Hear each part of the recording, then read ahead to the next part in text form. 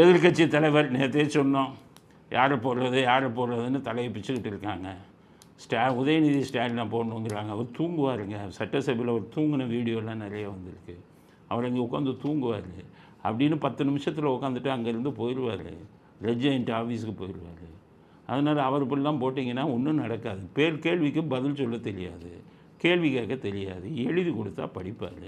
அவர் எதிர்க்கட்சி தலைவராக போட்டால் எப்படி உருப்படும்? ஒரு வேளை இவருக்குன்னு வசதி விஜய்க்கு.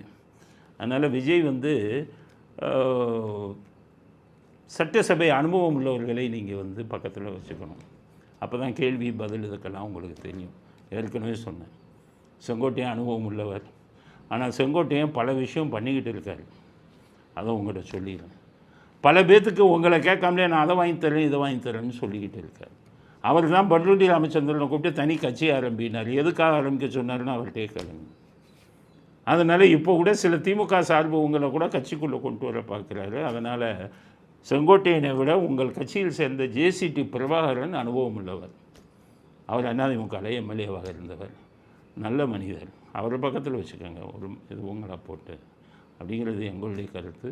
செங்கோட்டையனை நீங்கள் வச்சுக்கிட்டிங்கன்னா கூட செங்கோட்டையனை கண்காணியுங்கள் அப்படிங்கிறது எங்களுடைய ஆலோசனை.